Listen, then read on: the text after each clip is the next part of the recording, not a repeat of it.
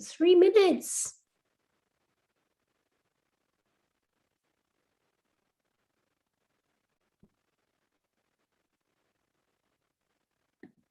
There we go.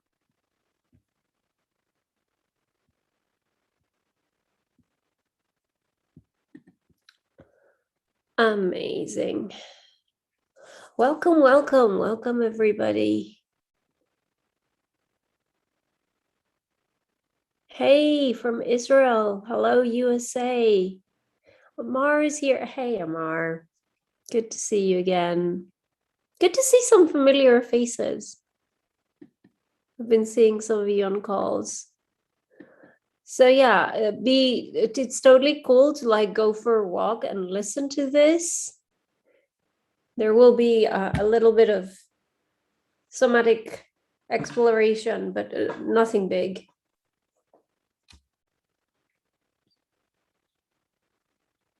And in the meantime, you know what I'll do? I'll type those links in the chat. You know, there's a course coming up, right? You know that there is actually a course diving deeper into this, and it's with Ilan Stefani. In the meantime, you still have time to share the event. I've been doing 1 to 3 each day and catching a few more on replay. I didn't get any live yesterday because I had an all-day work training instead. Nice calibration.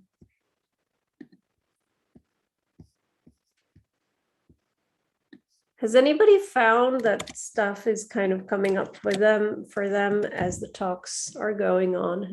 I went through a little period where stuff was coming up with me in the very beginning, and then I was like, oh, I'm having fun now.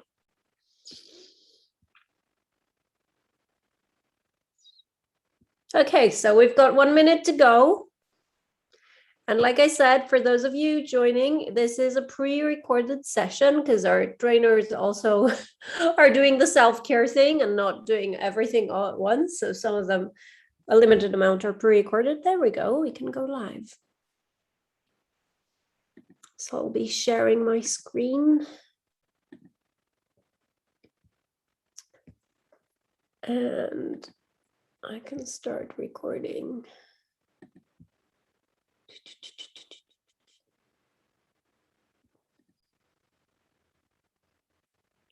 Maybe I'll do it the other way around then. Sorry, people. Oh, so I'll just share my screen because this is a pre-recorded session and get us started. So welcome everyone to this trauma event session with Betsy Polatin on the lingering effects of trauma. However, before I'm handing over to the lovely Betsy, do let me do some safety announcements and then I will introduce Betsy. So make sure when you're watching these events, make sure that you're resourced and well enough.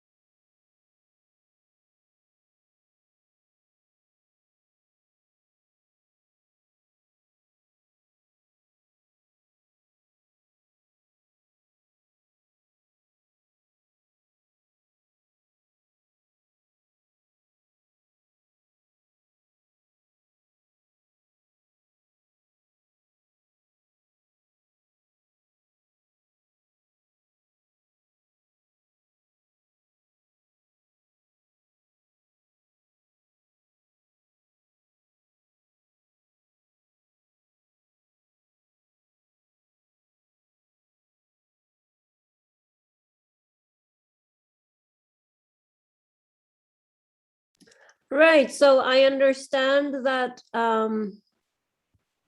you lost the sound. Is that correct?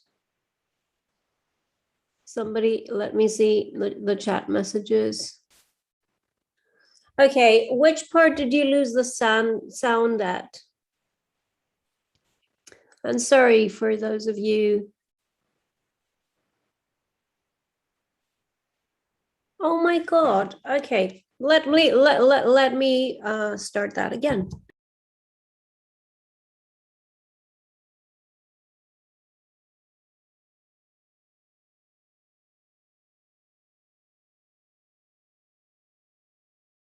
Just give me a minute to do some troubleshooting here, all right?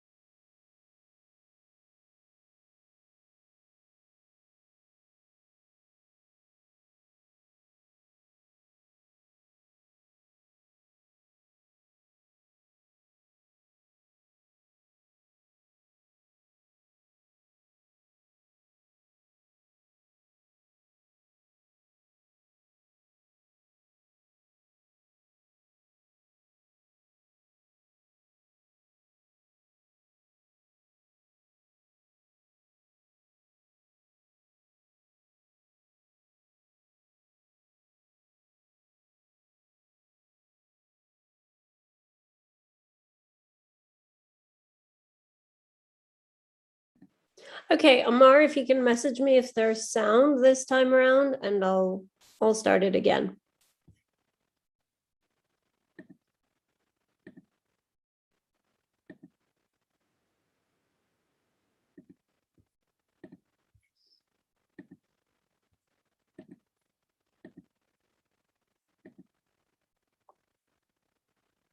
So welcome everyone to this trauma event session with Betsy Polatin on the lingering effects of trauma. However, before I'm handing over to the lovely Betsy, do let me do some safety announcements and then I will introduce Betsy. So make sure when you're watching these events, make sure that you're resourced and well enough. And it always helps if you ask yourself the question, is it kind to watch trauma content now? Definitely don't binge, don't do binge watch. If you feel like you're tensing up, remember, you can always move, breathe, stretch, or you can press the pause button. That's completely fine. Yeah, remember, trauma education can be also fun, so it doesn't need to be always deadly serious. So with that, do let me introduce Betsy. Betsy Polatin is she's internationally recognized as a breathing and movement specialist with over 45 years in the field under her belt. That's actually older than I am, or more years than I am old. And she's currently a master lecturer at Boston University's College of Fine Arts.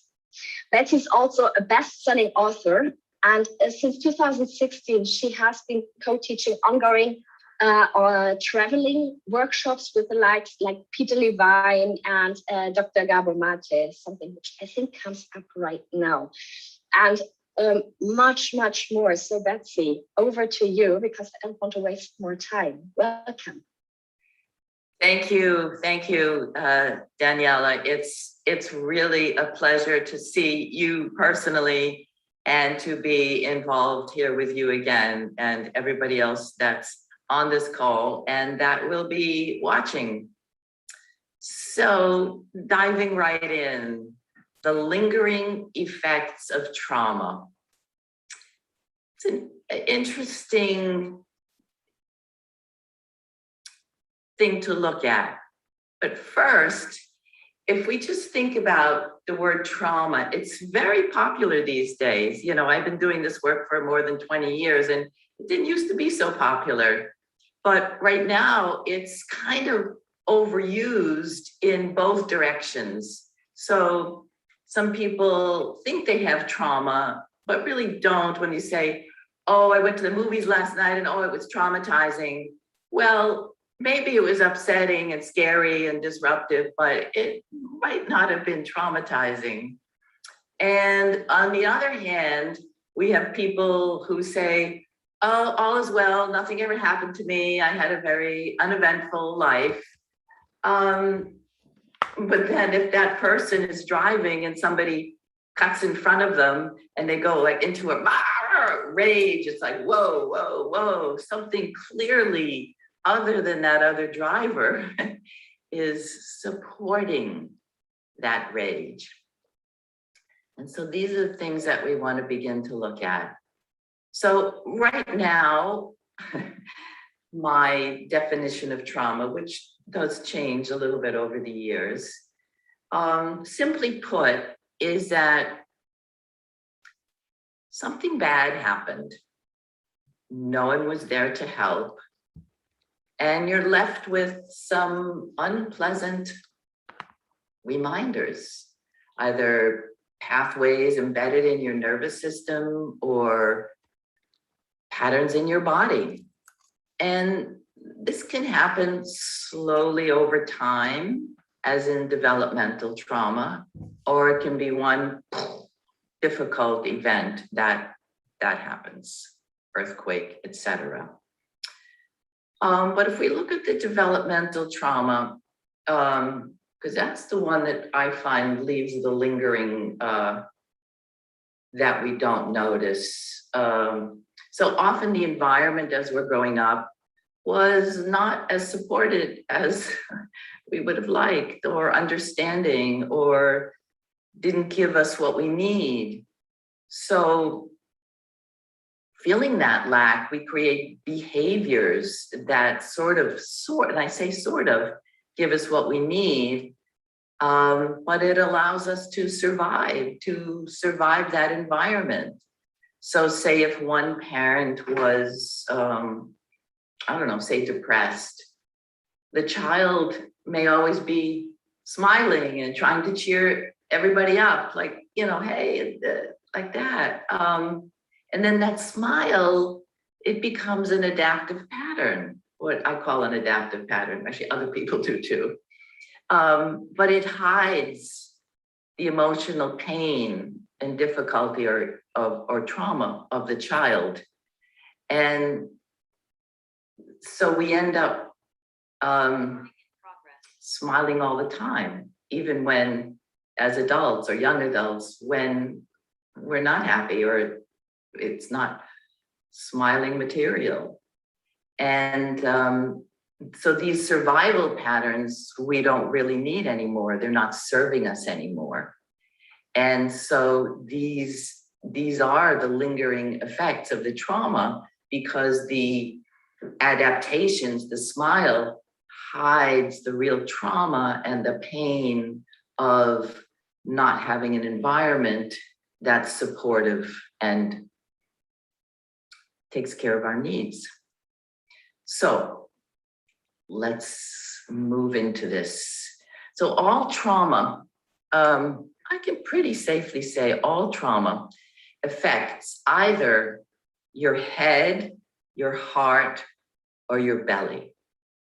So your head would be like this constant thinking or judging thoughts that just go and go and go. I think we all know that one.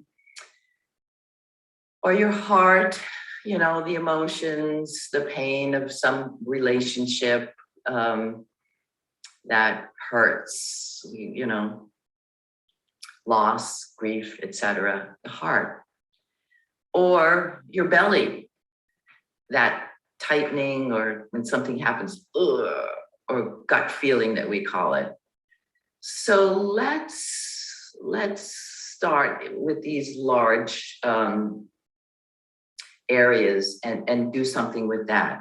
So I want you to take one hand and put it on the back of your head so that half of your hand is on that sort of hard part of your skull, and the other half is on your the softer part of your neck. And just keep your hand here and see what you notice. Again, with all of these, do what's comfortable for you. And the good part is there's no way to do it wrong, so you don't need to worry.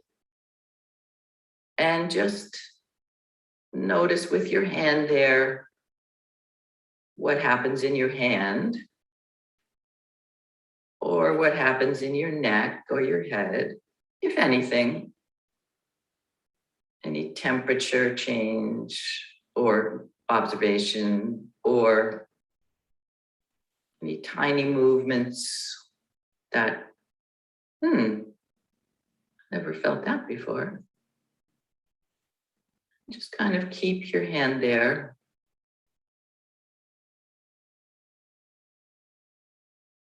And then when there's some kind of shift or change, or you all of a sudden kind of look around, just take your hand off and just see if there's anything you noticed. Again, if there's nothing, that's fine. And if there's something, we can be interested in that. So now let's go to your heart. Maybe take your other hand, the one you didn't use on your head, and put that over your heart, sort of in the middle of your chest, on your sternum. And just notice even immediately what that feels like with my hand here. And I might notice the warmth of my hand. I might notice the beating of my heart. And again, I might notice nothing. I might notice what happens with my breathing. I might notice some underlying current of something that's hard to name, but you can feel it.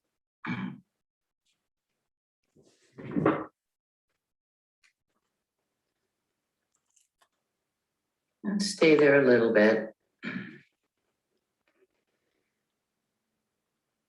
And then again, when your system tells you, oh, you've been there long enough, which will happen with a release of breath, or you'll all of a sudden look around, or you might yawn, you might feel like you want to laugh or cry or some emotion. And then take your hand off and see just recognize any change, as small and subtle as they may be.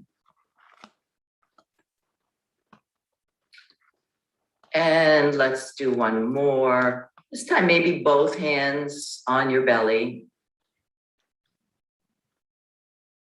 And just notice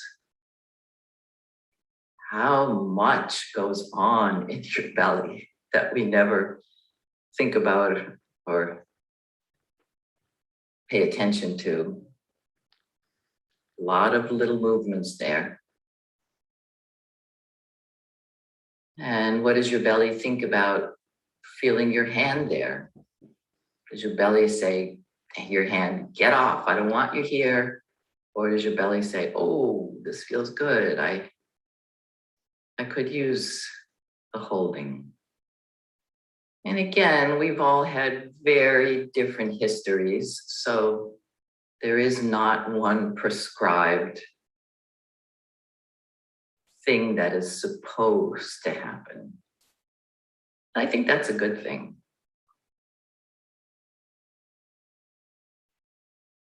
Yeah.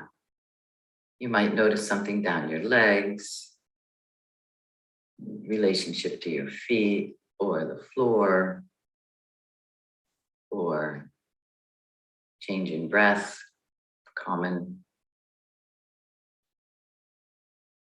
And again, when that feels like, okay, it's enough of that, just take your hands off and just notice that we've touched 3 areas. And we may have touched some lingering trauma in a kind of a global way, not quite specific yet, or too specific. So maybe let's, I see that there is some chat stuff going on. I'm not sure, Danielle, should we hear from people perhaps directly of their experience, or should one of us read it, or what's best on that, do you think? But we can go either way, so whatever you prefer. I'm happy to read it for you. We can also get people to share. Just be aware that you will be recorded when you want to share. Okay, let's take, I'm just glancing here. I just see my breathing kind of relaxed, some relaxation in my head and neck, emotions coming up, discomfort in the shoulder, some support. Yeah, let's hear maybe from one, maybe just, I know we don't have too much time today, maybe from one person who would like to speak live on either head, heart, or belly, if there's anybody who would like to do that. Yes, Lisa raised her hand. So Lisa, I just unmuted you. Hi everyone. Hi, Betsy. Nice to meet you. Likewise, really glad to be here. I would like to share my experience on the head area. Yes. Because at first, when I put my palm there, and I had this like, yeah, there is nothing's going on. It's like just, yeah, there is my head, there is my hand, my neck, nothing. But after a while, I started noticing that actually my neck, it was really, really subtle, and somewhere very, very deep started relaxing. And actually, I kind of noticed that I was leaning, like looking for support from my hand. And later on, when I removed the hand, I was like, oh, no. I had desire to go back and to hold myself again. And that was, and that actually was an absolutely new experience for me. I've never experienced anything like that. And then I started, as a human being, I started comparing it with the heart and the belly area, which actually seemed more familiar. Mm-hmm, mm-hmm. But with the head, it was the very first time in my experience I noticed that. Yes. And I think that's one of the reasons that this course is named Hidden Trauma, because, you're a competent person who moves through the world, and yet there's something that you just don't notice, And so part of our, the excitement of all this is the chance to take a moment that we normally don't take and discover, and then your opportunity to inquire into, when you, in your quiet time or your meditation time, or even just walking down the street, I wonder what was going on with that tightness in my neck. That's very interesting to me, and just be curious and see where that goes, because your body's telling you something. And I think, this is my personal belief, is that if we are noticing it, then whatever it is, you are probably able to handle. So I wouldn't worry that it's going to be too overwhelming, that if it comes up for you, something in the system says, okay, she's done enough to be with whatever this is. So I wish you the best with that. Thank you, Betsy. Thank you. Okay, wonderful. Let's go on.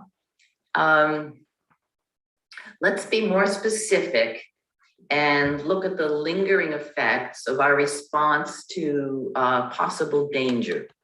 So when there's danger, either we freeze, we fight, or we run, or we realize, oh, it's not really dangerous at all when I thought it was. And the response, the physical response, is very different to all of those interpretations of danger. So let's start with the deepest one. Your body is in a freeze state. So something happened that's just lousy. You're at a job and you've done your best, you've tried and done everything possible. And then they announce who got the next position that you really wanted, and you didn't get it.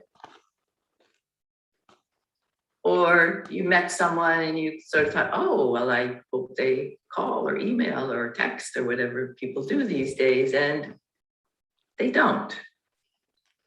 So often what happens in your body is this kind of collapse or drain of energy. So just allow yourself to feel. I mean, I'm sure everybody can think of an example in your own life where it just didn't go your way, and there's this, so let yourself feel a little bit collapsed, a little bit drained of energy. Don't do too much, but a little bit.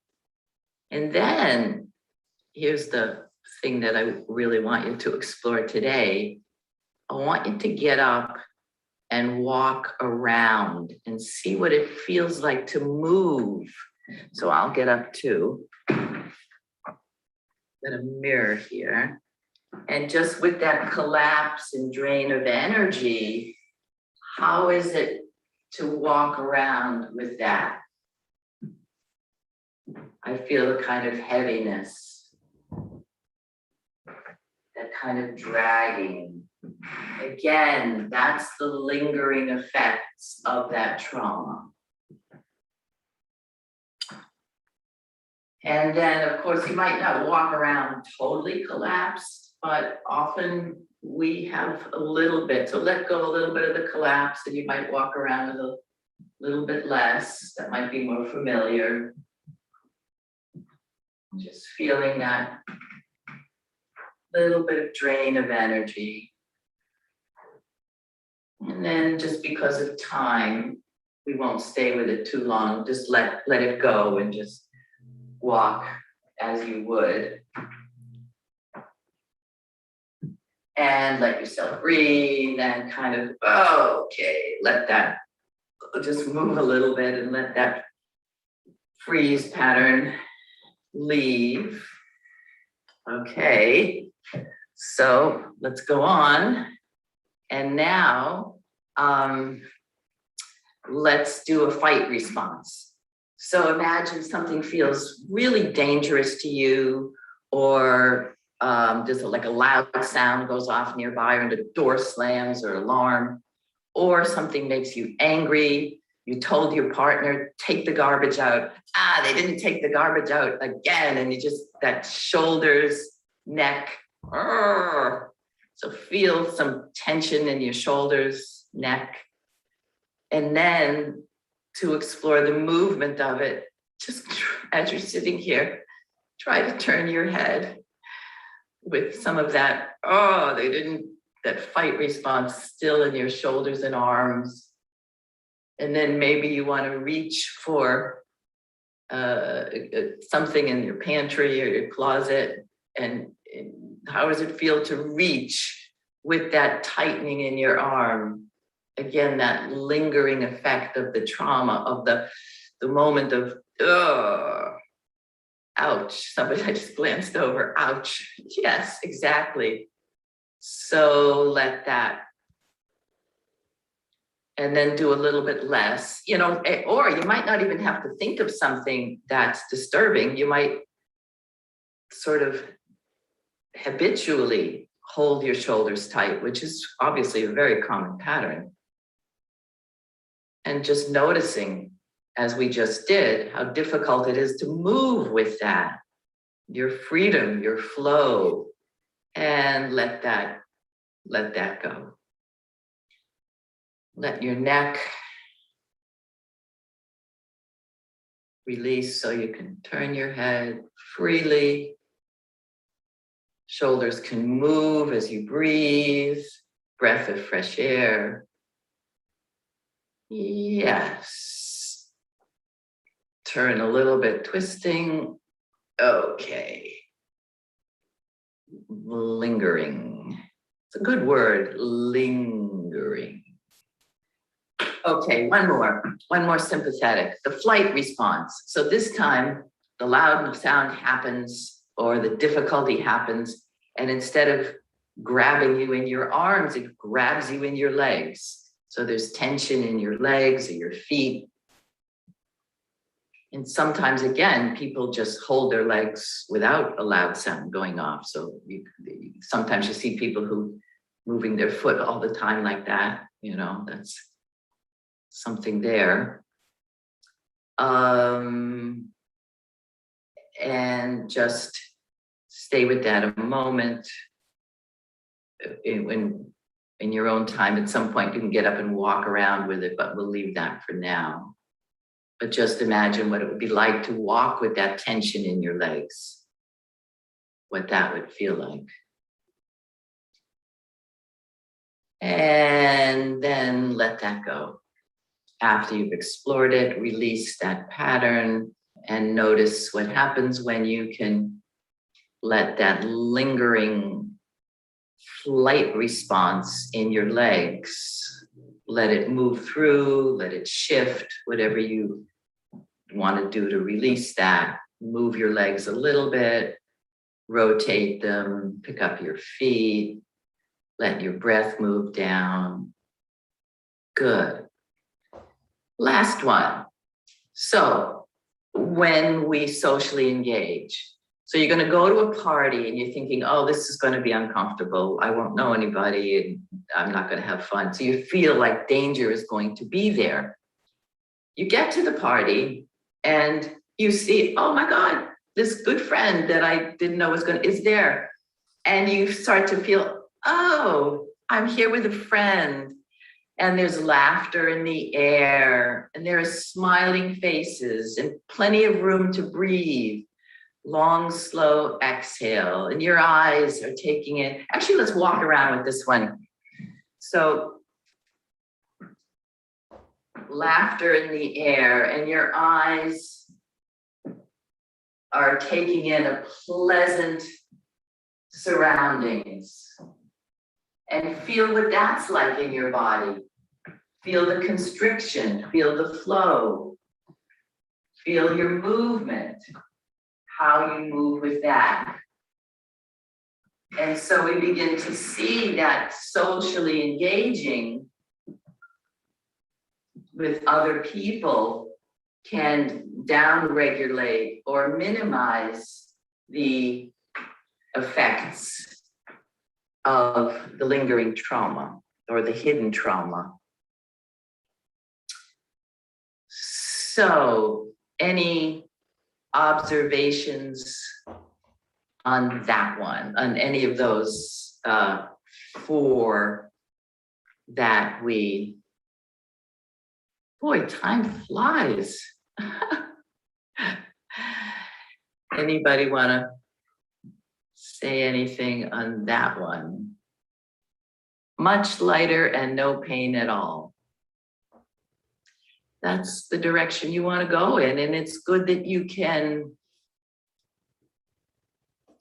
follow that journey of this was my response, but I can also change that. Because if you can't recognize the response, if you don't see it or feel it, then you're never going to do anything about it.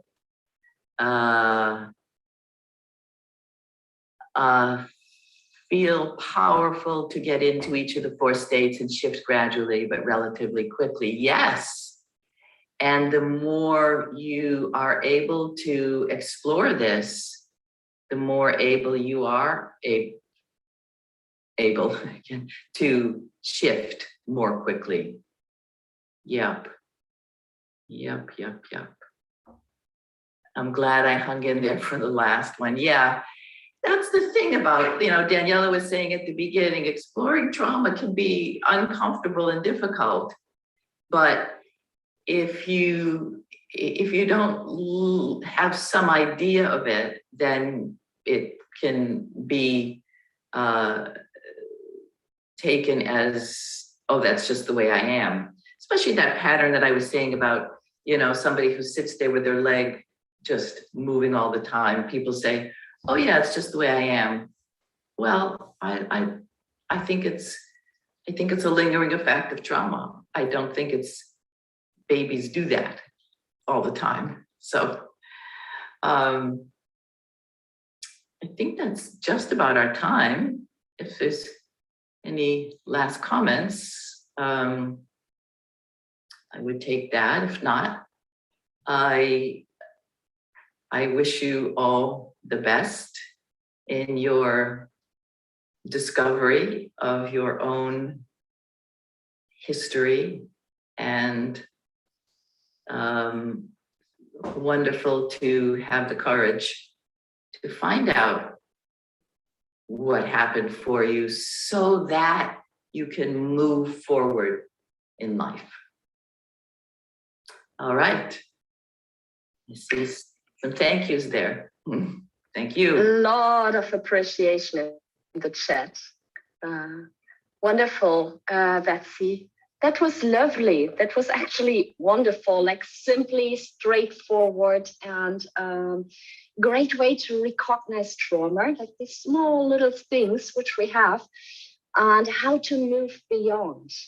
So there will be more on this during the event. So please stay. Yeah, and invite your friends if you find this helpful.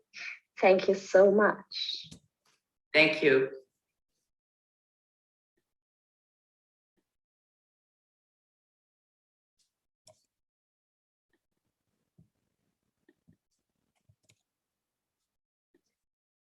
Okay, I hope you enjoyed that. From what you could hear onwards, obviously. I just wanted to remind you that there is still time to invite a friend who would really, really like to learn about this work. Do share on www.embodimentunlimited.com/hidden-trauma.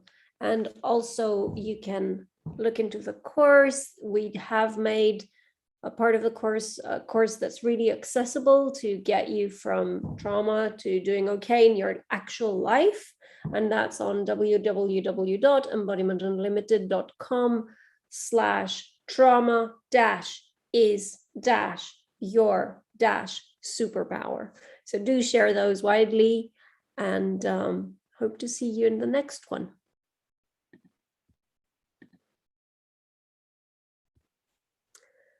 And I'll quickly share my screen for those of you who want to have a look at the courses that I mentioned. They are with Ilan Stefani, who's amazing. Maybe you've caught her during this event. She's it. Ilan, she's really, really amazing. So there you go. Of course, Ilan's method is only one way to heal trauma. And like I said, we are offering it super cheap because we want it to be accessible for everyone. And it's about healing to become just okay in your life. And it's super simple stuff, but really, really profound. And of course, then if you want to develop your personal superpowers or develop your powers as a facilitator, you can get on to the next level, the personal superpowers that get you from good to great. And if you're already working with people and you want to help yourself and your clients develop superpowers, then the third one there is for you. So there you go. I'll stop sharing now. I hope you enjoyed this. And coming up next, we do have another great one. We've got Mel, the Body Witch, and Florian talking about how to go from bad to worse, trauma and COVID. And later on, for the American time zones, how not to hate the other side, about trauma and politics. We've got trauma and the inner critic, and a whole host of amazing sessions tomorrow. Some more of Mark coming up about trauma and control, trauma and mysticism, trauma and money. So do tune in. And as always, do remember to also not binge watch and take your picks. Thank you all so much. Thank you, Steve, for posting those in the chat.